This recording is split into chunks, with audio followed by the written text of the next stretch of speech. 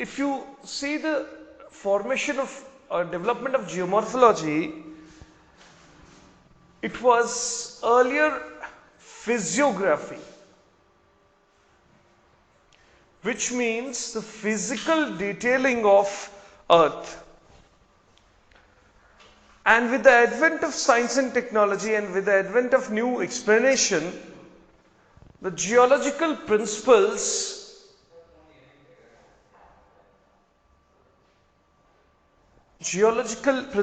were used to explain the formations on the surface of Earth. And the concept is called as geomorphology. If we understand the meaning of geomorphology, the literal meaning of geomorphology is morphos, that means form of Earth. So what is meant by this form of Earth and how do we study this is that it is a description of whatever we see on the surface of Earth, that is landforms like plateaus, plains, volcanoes, fold mountains, rift valleys, landforms, and the formation of landforms, the process involved in the formation of landforms is included in geomorphology. So if you see the scope of geomorphology, the scope of geomorphology is based on understanding the development of landform. And there were different school of thoughts which we'll be discussing little later, different school of thoughts in geomorphology, where American school of thoughts stands out. So geomorphology, if you see a landform, the development of landform, it is based on three processes which were explained by Davis, also called as Davisian trio: structure, process, and stage. Structure, process, and stage. The structure refers to the lithology of the landform. Lithology of the landform, that is the composition of landform. The composition of landform actually determines how landform develops and what are the different processes that can be applicable on the landform, such as if you see the sedimentary rocks, the erosion in sedimentary rocks, it is much faster in comparison to the metamorphic rocks, in which the erosion is slower, it's gradual. So the development of landform in case of sedimentary rocks will be much faster than in the case of metamorphic rocks. So that is how one idea, how structure will play an important role. And also we know that if you see the rate of erosion, it is also dependent upon how quickly the particles are removed. You see, sand particles are removed much faster than pebbles or boulders. If the surface has many fault lines, water percolates in the deeper layers and causes erosion. So structure therefore plays one of the most dominant role in determining the evolution of landform, which was explicitly mentioned by W.M. Davis in his concept of landform development. Then second point that is very important is the process. Process means how does this landform evolve? what are the different erosive agents that are acting on the landform. So, if it is water, we call it as fluvial process. And if you observe fluvial process, see the river forms a different types of landforms than glaciers. We have V-shaped valleys, U-shaped valleys, and some boulders and plains when it comes to the process of erosion in fluvial. Then second process that is very, very important is glacial process. Now the type of erosion here in case of fluvial is different than the type of erosion that happens in the glacial. I'll just take one example. Suppose in case of river erosion, the river causes maximum erosion at the valley base. It also causes erosion at the wash slopes or along the slopes of the mountains, but maximum erosion at the valley base when it is in the youthful stage. But if you see the movement of glacier gets attached to the surface because it is adhesive, ice is adhesive in nature, and removes this upper particle, removes this upper layer and makes the mountain look even steeper. Now here it is the erosion called as vertical erosion or hydraulic action. Hydraulic action means caused due to the mechanical impact of water. And here it is plucking. The process of plucking. That means the removal of particles when ice gets attached to a weaker surfaces, weaker particles, and gets removed from there. And that is how the process, the glacial process, differs than the fluvial process. Again, and therefore plays a significant role in the landform development. Same thing, wind erosion. We call it as aeolian process. Now suppose we have these features, a landform in the desert region, and because wind is a main agent of erosion here due to lack of water and glacier. Now you can see we generally have flat topped mountains which have different names called as mesas and buttes and other. We also know, we can easily understand that wind has more erosion in the middle part and lesser on the upper part and lower part, because in lower part velocity is less, in upper layer of the wind the erosive particles are less. So the middle part of wind has faster rate of erosion. Therefore these mushroom rock kind of formations we find in wind erosion.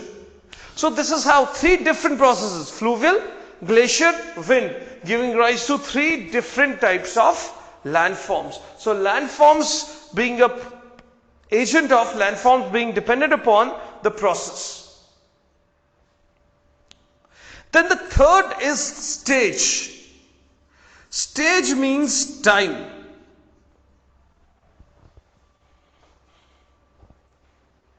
A young fold mountain having a steeper slope erodes at a much faster rate than the mature stage. The landform that is found in youthful stage, because it is young fold mountain and has a higher river has higher energy, you find more erosive landforms.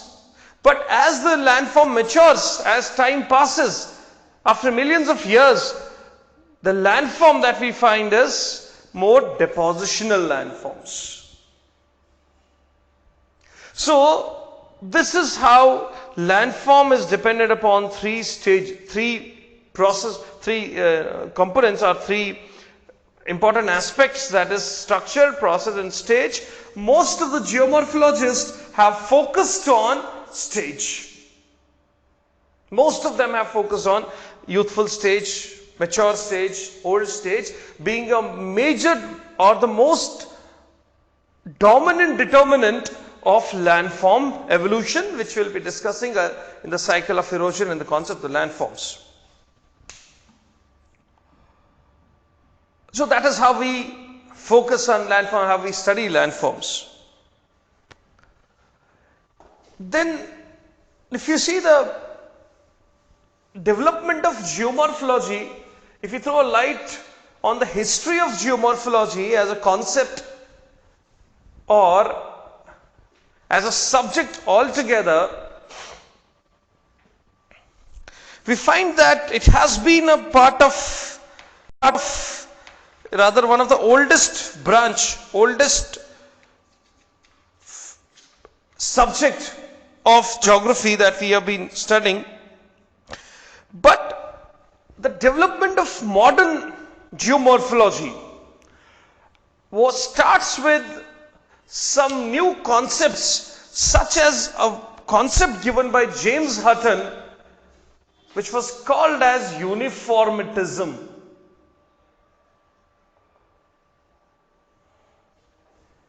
A philosophy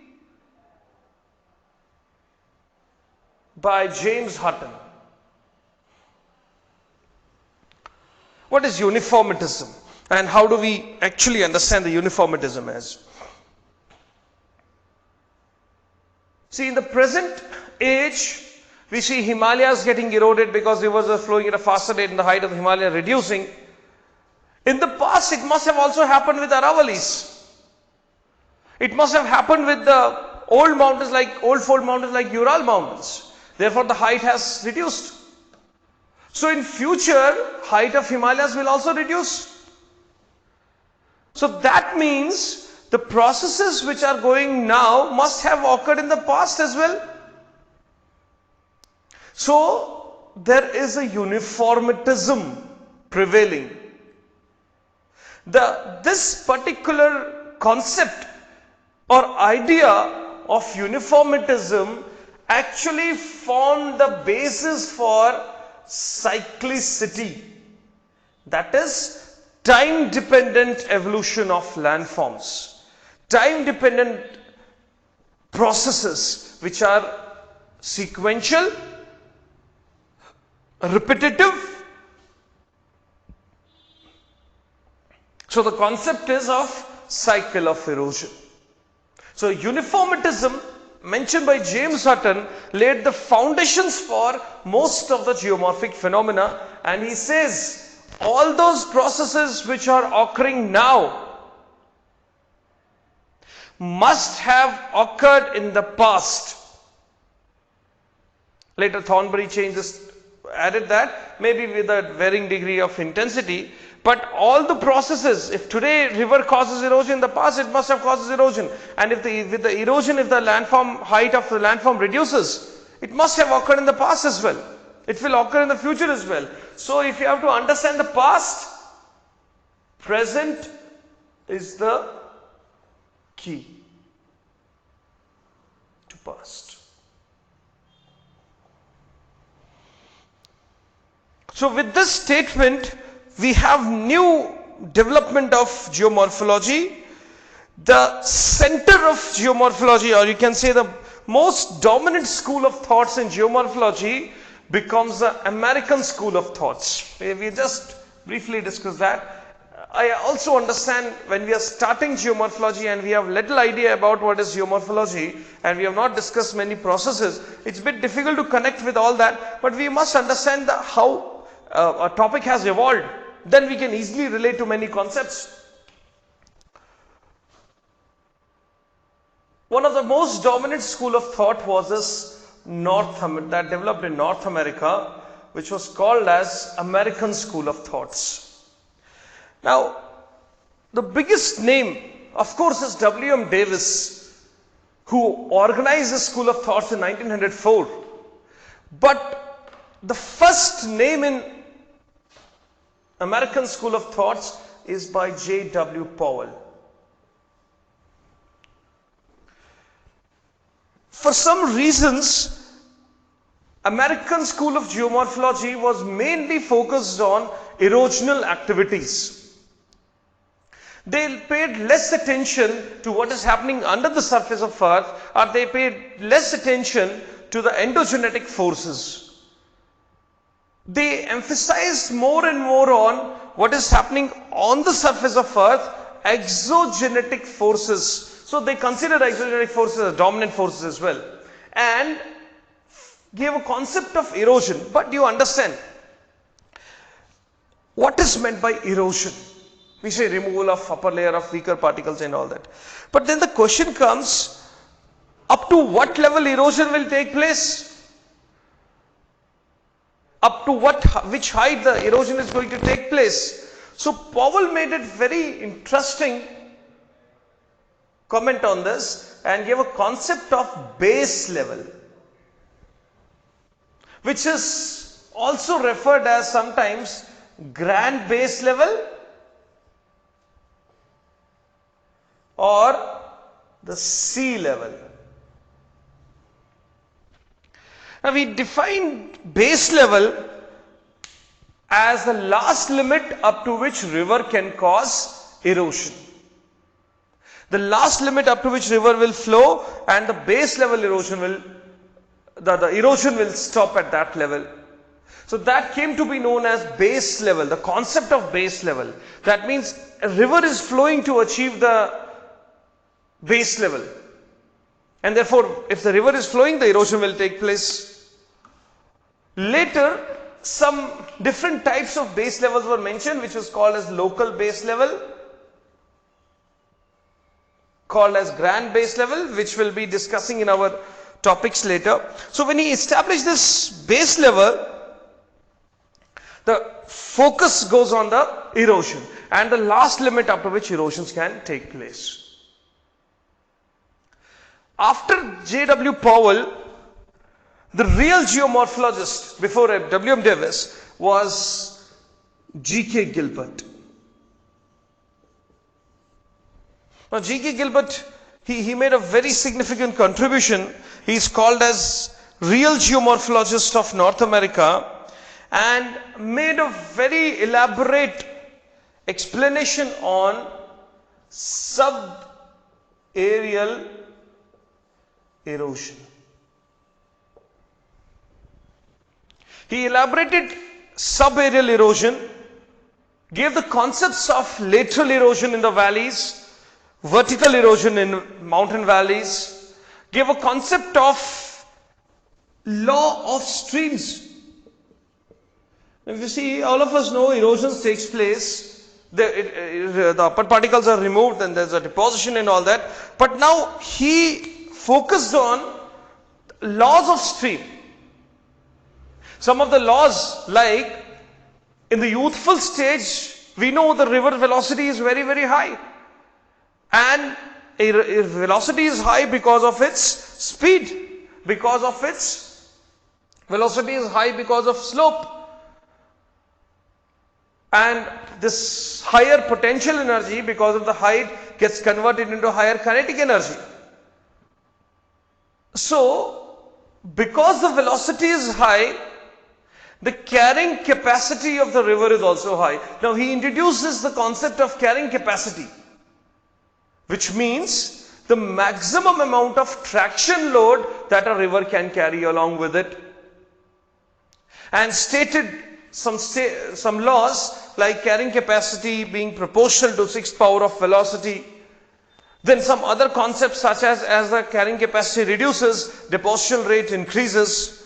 So a wide study that he made on denudation and subaerial erosion, G.K. Gilbert. And after these two, now the name is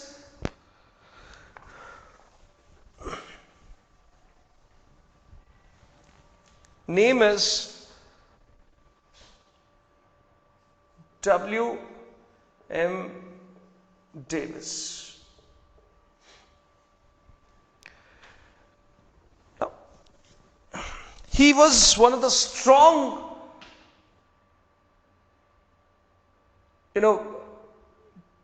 geomorphologists of his times, and also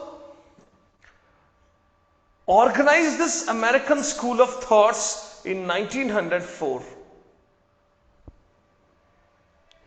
And in this American school of thoughts, what did he do actually was focus on geomorphological phenomena, subaerial erosion, organize the laws of G.K. Gilbert, used them and propounded his concepts of cyclicity. Focused on cyclic development of landform, that a landform passes from youthful stage to mature stage to old stage. He was very impressed with Darwinian principles and uses that same concept of evolution of landforms as the evolution of living organisms. So as Darwin says that external factors will trigger a change in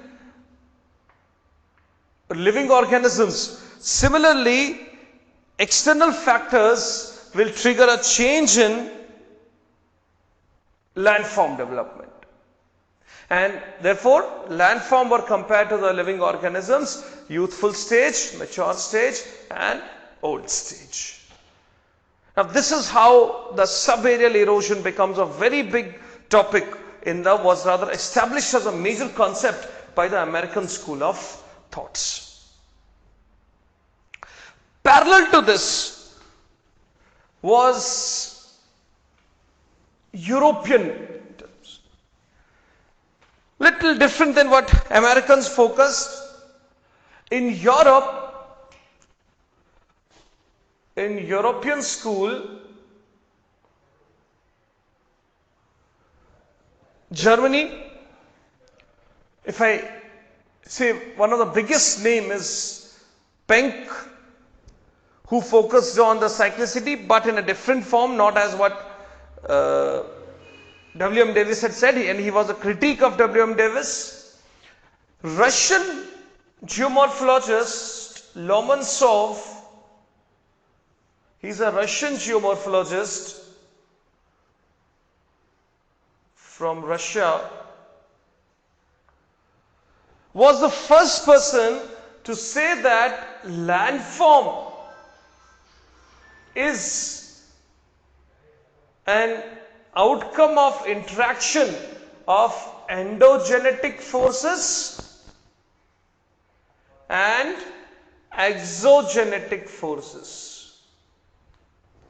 Till now, we were focusing only on the exogenetic forces, or American school of thoughts is mainly about the external forces, external factors, exogenetic forces such as erosion, and that too fluvial erosion was more focused.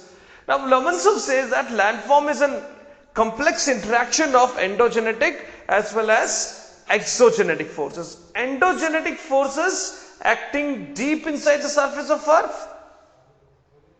Deep inside the surface of Earth. Exogenetic forces acting outside the surface of Earth. Right, we often miss this, that Lomonosov was the first person who had given the concept of the endogenetic and exogenetic forces acting on landform. Later, Penck elaborated this concept in his idea of landform development and criticized W.M. Davis, an American school of thoughts, therefore, that it is not the exogenetic forces which are dominant, rather endogenetic forces are dominant. So he carried what Lomonosov said, he carried forward and presented his theory of landform development as the interaction, complex interaction of endo and exogenic forces. When endogenetic forces get weaker, exogenetic forces take over, and therefore the landform keeps on reducing. The height of the landform reduces. So now, this is how over the years geomorphology and geomorphological terms have taken shape, and the landforms have come. The concepts have been explained by various geographers. So this is how we have to study.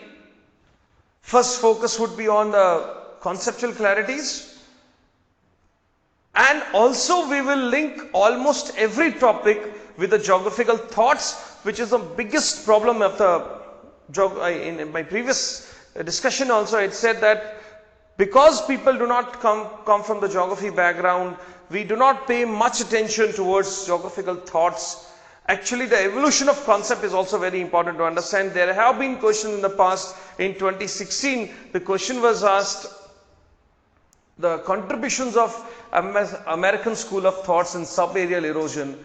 Very few people were able to actually answer this because we do not actually relate to this school of thoughts and other things. We just focus on the topic and its concept and how to write answer on that. We must also understand the conceptual development and what have been the thought processes that were going on in different frames and different school of thoughts for almost every topic, including other topics of geography.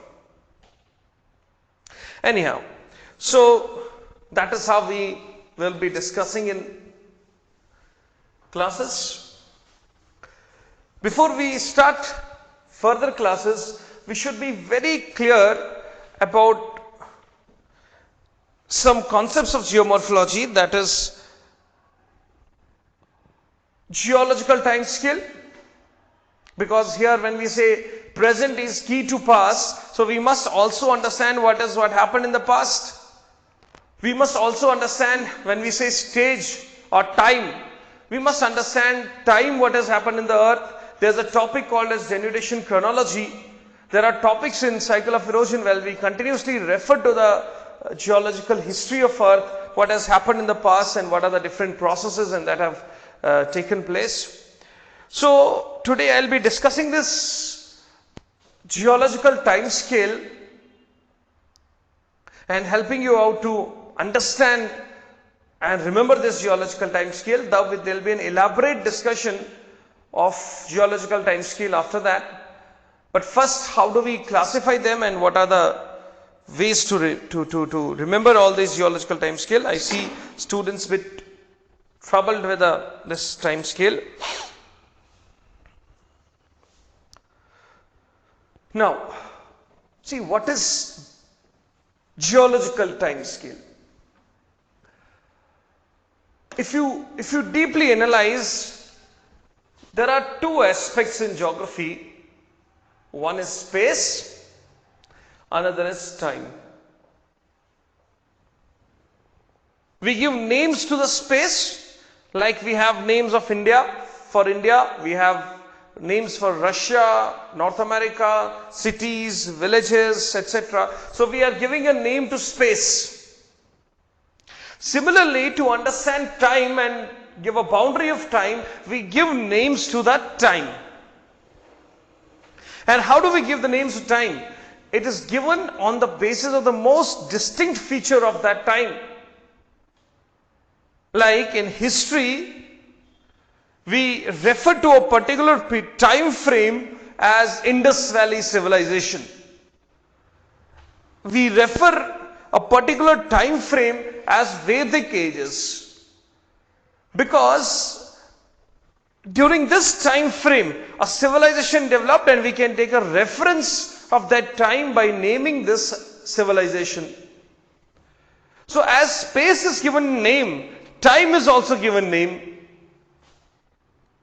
So geological past of earth has also been given names, which is basically called as geological time scale. These names are mostly on the basis of rocks that were developed at that particular time. So when we use the term Cambrian, it means that Cambrian era, what happened in the past on the surface of earth. The word Cambrian comes from the Cambrian rocks of UK.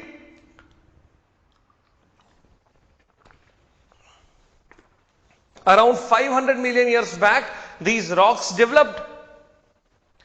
Around 500 million years back, the Cambrian rocks developed. So we refer that name as a Cambrian rock. Similarly, we have other names like Ordovician, like Silurian, like Devonian, and so on. And time is always divided in different slots.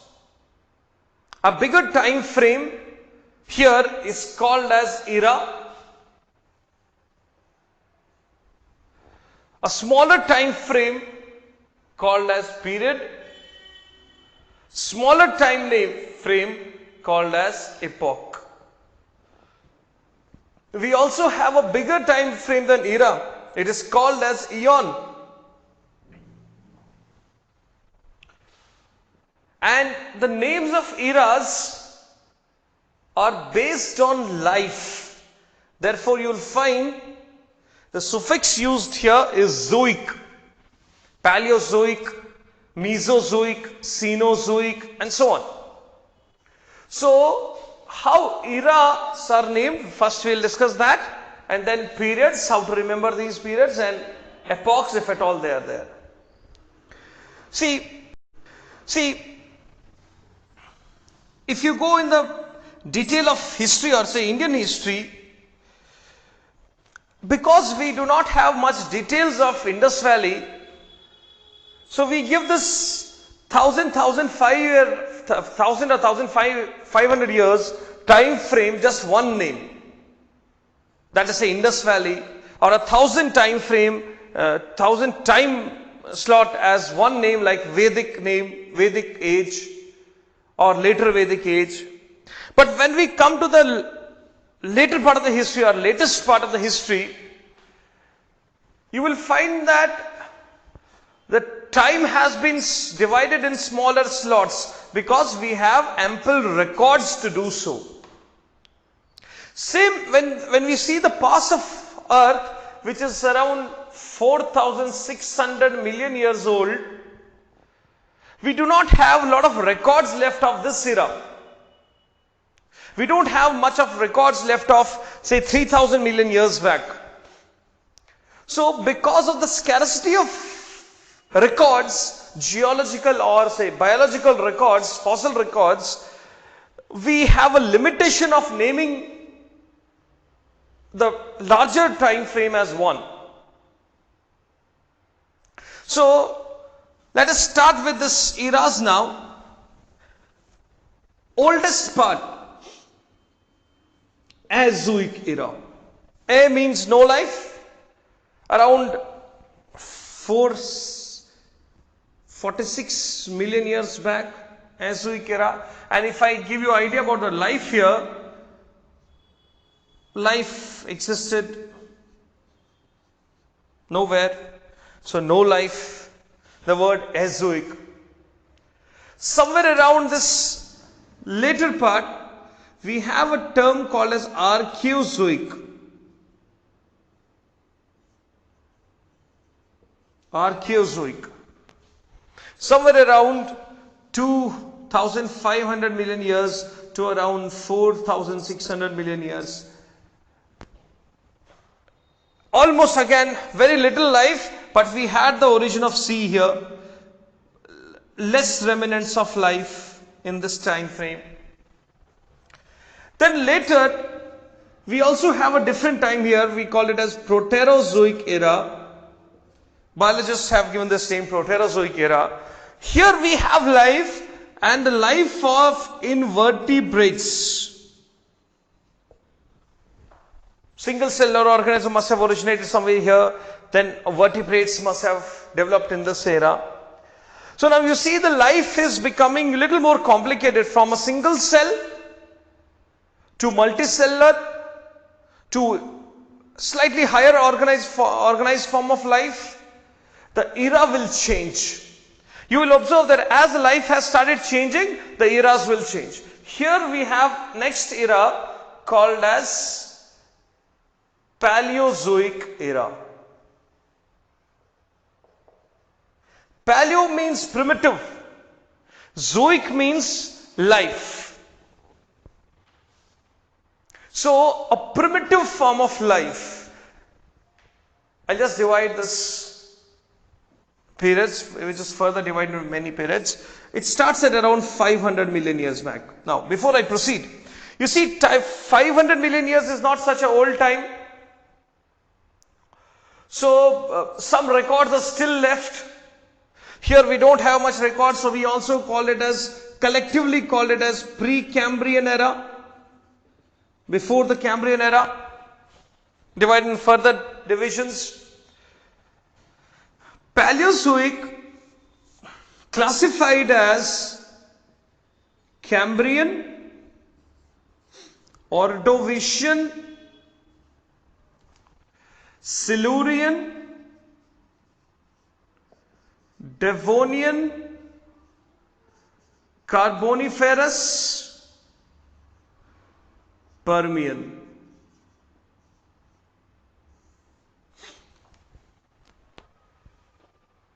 These are 6 periods for Paleozoic era. How to remember? You'll remember it in some time. See, in this Cambrian era, invertebrates dominated. It dominated. So, if you see this Devonian, if you have heard about devilfish, it is, you can remember it by that, D for devil, D for Devonian. It is called as age of fishes. Now let us analyze this point and focus on this point. If Devonian is the age of fishes, that means fishes dominated in the aquatic habitat, then invertebrates must have flourished in the Cambrian and Ordovician, and the first fish must have developed in Silurian period. So Silurian period, first fish, Devonian period, it dominated.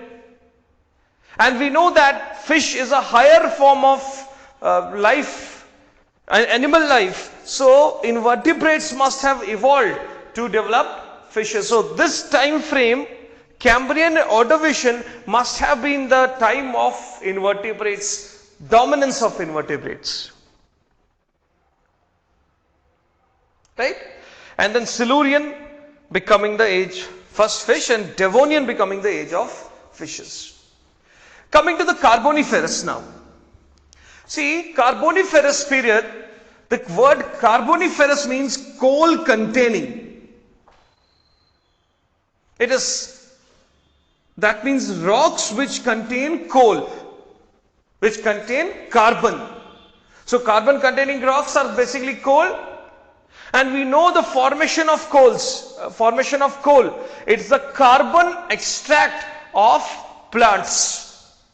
So if it is a carbon extract of plants, that means this time there must have been plants on terrestrial habitat. Otherwise, coal could not have been formed in this time. The dominance of plants in terrestrial habitat, Carboniferous. Carbon containing rocks, they were formed. Okay, now let's go back to this Devonian time. Devonian is the age of fishes. That means the competition for food must have increased in the aquatic habitat. There must have been fight for having food, more food. So this competition for food and for dissolved oxygen pushed animal life towards terrestrial habitat. And we understand that fish, when it tries to come out of the water, not able to survive, so we need, it must have led to some kind of modifications in life, modifications in body structure, and amphibia.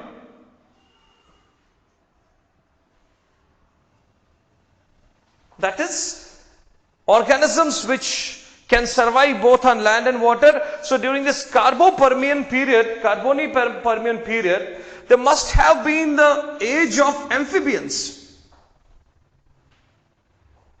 Because now the demand for food and oxygen increase in the oceans, so animal life is pushing towards terrestrial habitat. As it cannot adapt these changes suddenly, so there's a transition phase called as amphibian phase.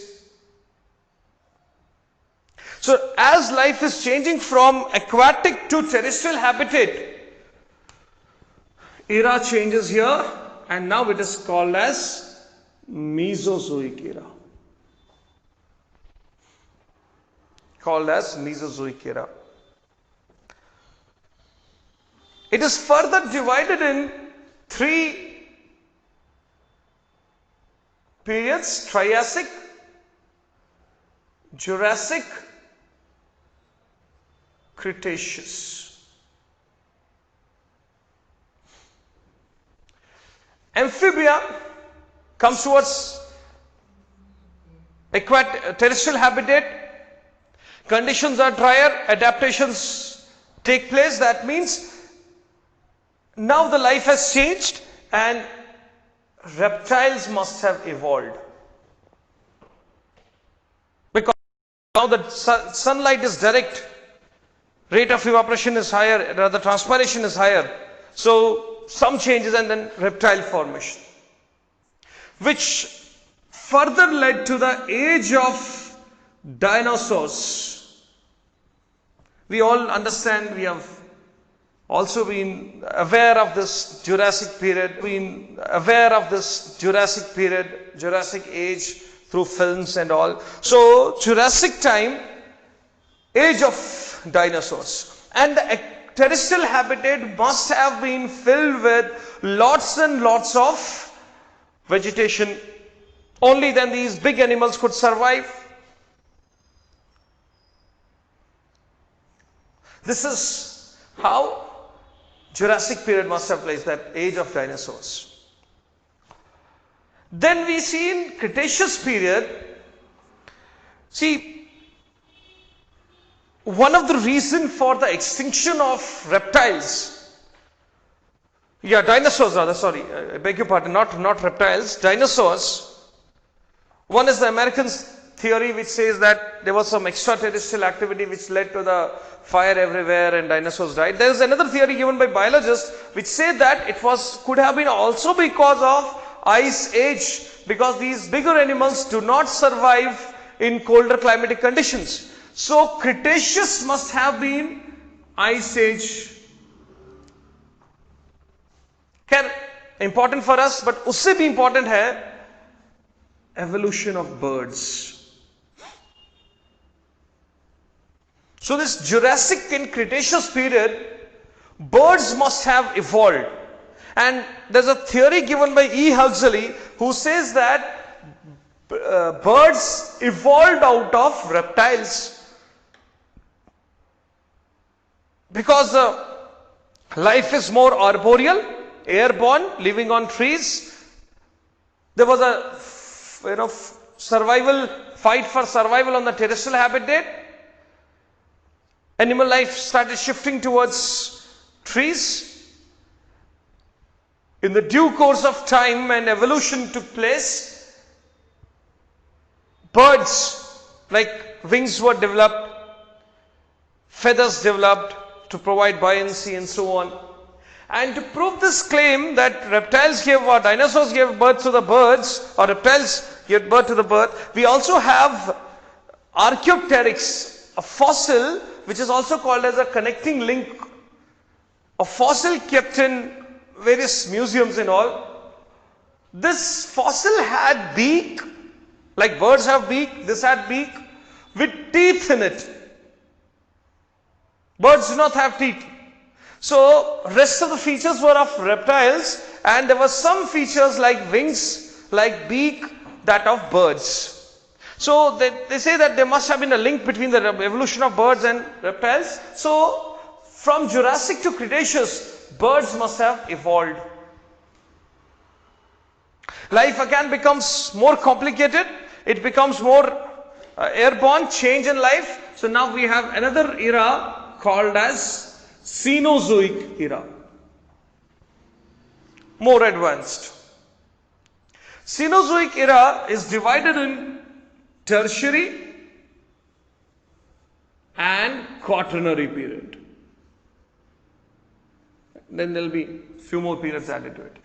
Tertiary period. Now you understand that Tertiary period is not very old. It is around 180 million years back or so. So we have a lot of records left of this Tertiary period. Those records of Tertiary period can help us to divide time into a smaller framework. So we are able to divide Tertiary period into various epochs, including Paleocene, Oligocene, Paleocene, Eocene, Oligocene, Miocene, Pliocene. These 5 periods in tertiary period. 5 epochs in tertiary period. You must focus on Miocene, then we can easily make a link of this. I am taking this off, we can move this. Miocene is M for Mio, M for Middle Himalayas. You can remember, Middle Himalayas originated in this time frame. Now try to use the logic. If Middle Himalayas were formed in Miocene, Greater Himalayas must have been formed before that. So somewhere in Oligocene, Greater Himalayas must have been formed. So after Middle Himalayas, Shivaliks, so Pliocene Shivaliks must have been formed. So Middle Himalayas, Miocene, if it was formed in Miocene time, then Oligocene must have been the age of Greater Himalayas, and after this, Pliocene as of age of Shivaliks. After this, we go to the Quaternary period, but before we go to this region, Eocene must have been the time when Atlantic Ocean actually started expanding. Formation of Andes somewhere in Paleocene and Eocene time. Formation of Andes, and then Himalayas were formed after this.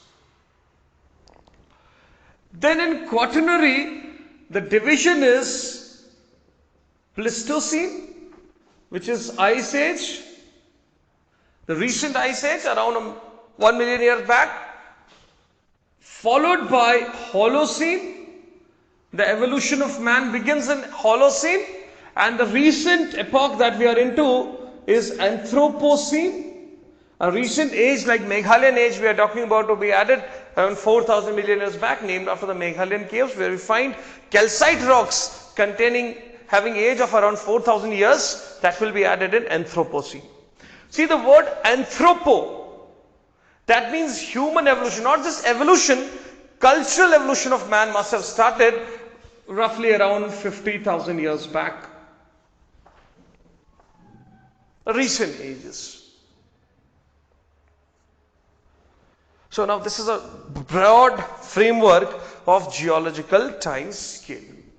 How to remember it? Let's go back. So all of you should remember Cambrian. So before Cambrian becomes Precambrian. And there is one thing we all understand. There was no life at the time of origin of Earth. So Azoic, which continued probably for 2,600 million years. And then Archaeozoic. See, maybe some traces of life, some conservates, some biomolecules. Proterozoic life, single cell to invertebrates.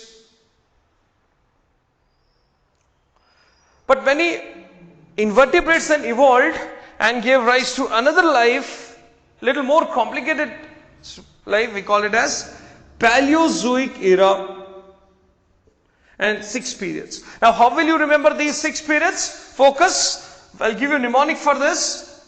It is cos DCP. Cos DCP.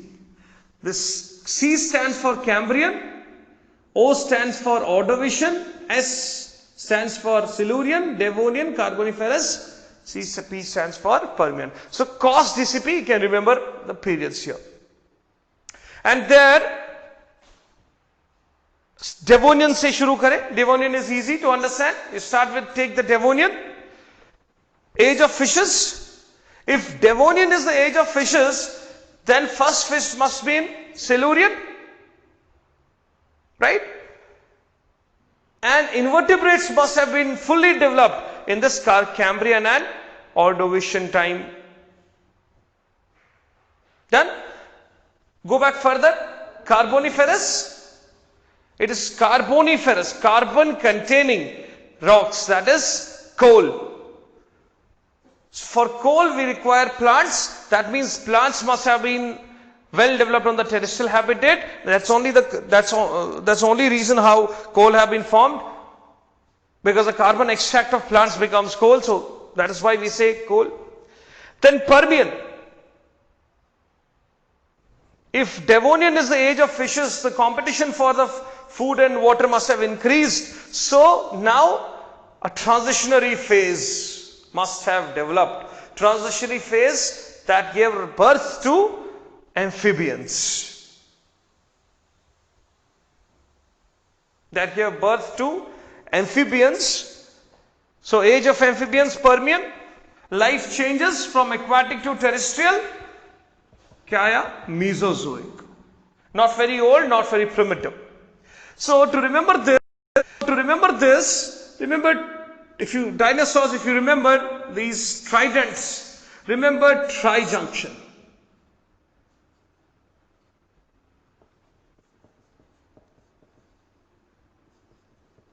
Remember trijunction.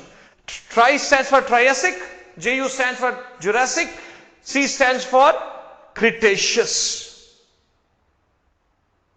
And Jurassic, all of us understand that, all of us know that it's the age of dinosaurs. So if it's the age of dinosaurs, that means reptiles must have originated somewhere in Triassic. And after dinosaurs, one of the reasons for the extinction of dinosaurs is the Ice Age. So Cretaceous was one of the ice ages. And life took a different form from here, called as, now the birds evolved. Right. And life becomes airborne. So here you see, we are studying right from here. No life, understandable. Life is very simple. Life becomes a little more complicated. High invertebrates develop. So Paleozoic, primitive life. This was very primitive. This is primitive life. Life changes from aquatic to terrestrial, Mesozoic, neither very primitive nor very advanced. Here life changes from terrestrial to airborne, arboreal. It changes, era changes, Cenozoic, very advanced life. Divided in terrestrial, tertiary, quaternary.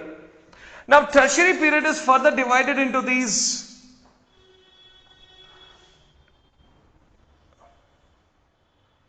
epochs. See, you can remember this one point. See, I made a spelling mistakes. So despite of writing Pium Plio, I wrote, in spite of writing Poem Plio, I wrote Pium Plio. Paleocene. So remember this. Pium Plio. Paleocene, Eocene, Oligocene, Miocene, and then Pliocene. M for Middle Himalayas. So if Miocene was a part of Middle Himalayas, Oligocene must have been a part of Greater Himalayas must have been formed in Oligocene. Shivaliks must have been formed in Pliocene. And then there was an ice age, life again changed. Rather there was a change in the time frame. Quaternary, we have Pleistocene, Holocene, Anthropocene. So that you have to remember that. And Holocene is the age of man. Human evolution started with Holocene.